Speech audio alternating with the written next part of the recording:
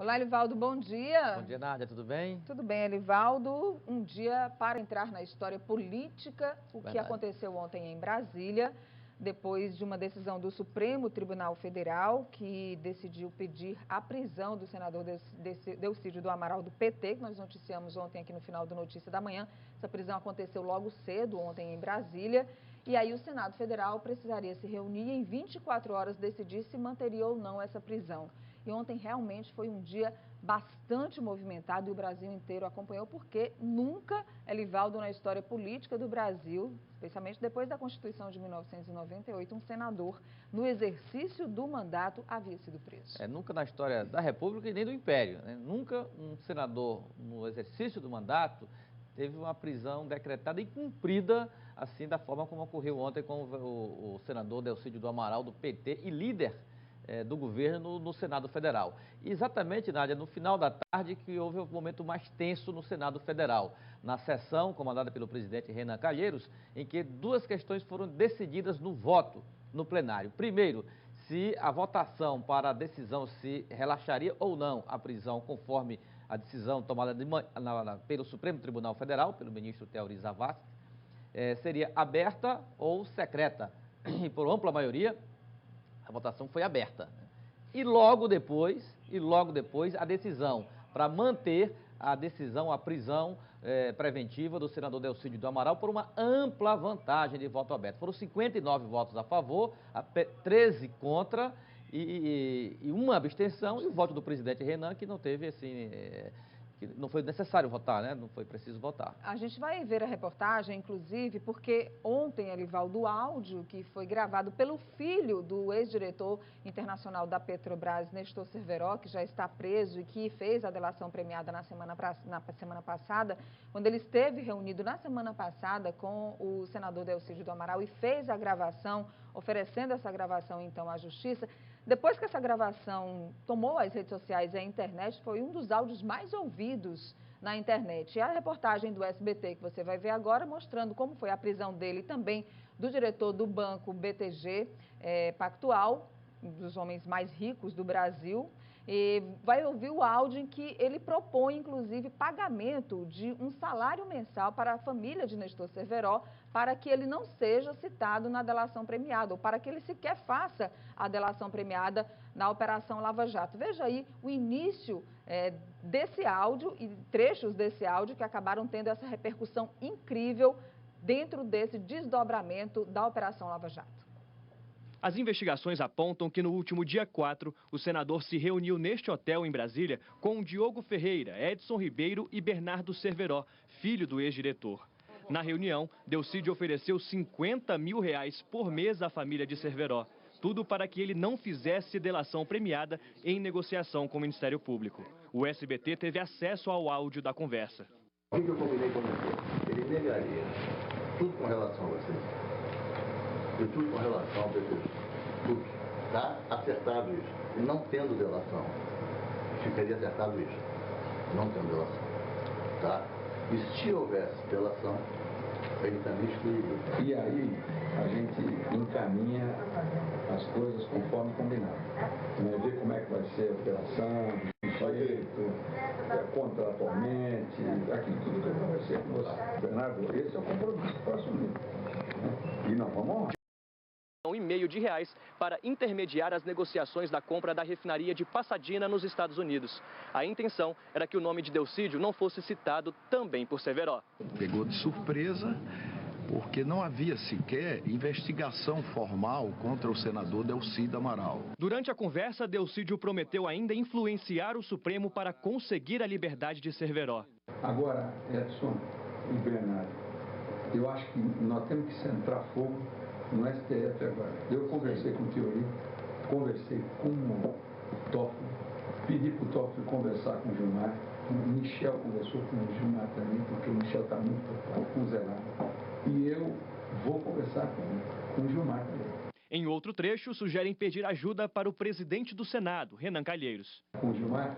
Não, eu acho que o Renan conversaria bem com ele. Eu também acho. O Renan é preocupante a situação do Renan. Não recebi nem de parte do presidente do Congresso, muito menos de parte do vice-presidente Michel Temer, qualquer referência ou apelo em relação a este ou a outro caso em tramitação nesta Corte. Nós, a toda hora, conversamos, já disse o ministro Teori, inclusive na introdução do seu voto, né, nós temos contatos inevitáveis com parlamentares, isso é uma marca da vida, da convivência em Brasília. O Supremo Tribunal Federal não vai aceitar nenhum tipo de intrusão nas investigações que estão em curso. Que o escárnio venceu o cinismo.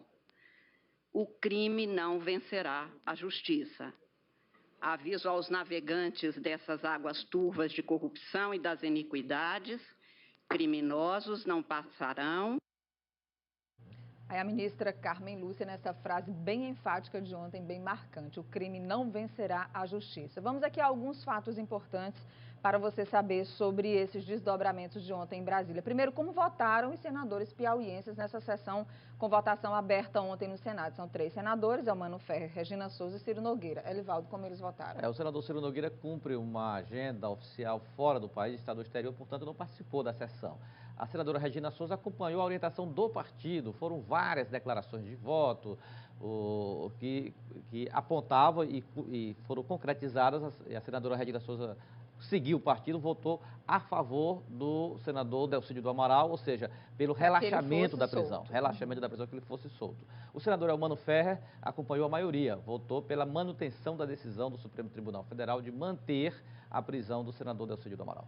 Agora, alguns parlamentares do PT votaram também pela manutenção da prisão e chegaram a ser criticados por outros parlamentares, inclusive parlamentares de oposição, do PSDB, do Democratas, porque acharam que eles traíram o senador Delcídio pelos grandes serviços que o senador, que era líder do Partido dos Trabalhadores no Senado, pelos serviços prestados ao PT e ao Executivo dentro do Senado. Claro, aí é a discussão mais política, não é? Mas aí, Nádia, é difícil, porque estava também em curso, em pauta, a defesa do próprio parlamento, da principal casa do Parlamento Nacional, que é o Senado Federal, diante de uma situação flagrante, não é? É tão complicado, né? Até compreensível. E o Partido dos Trabalhadores, Elivaldo, ontem divulgou uma nota oficial que era esperado.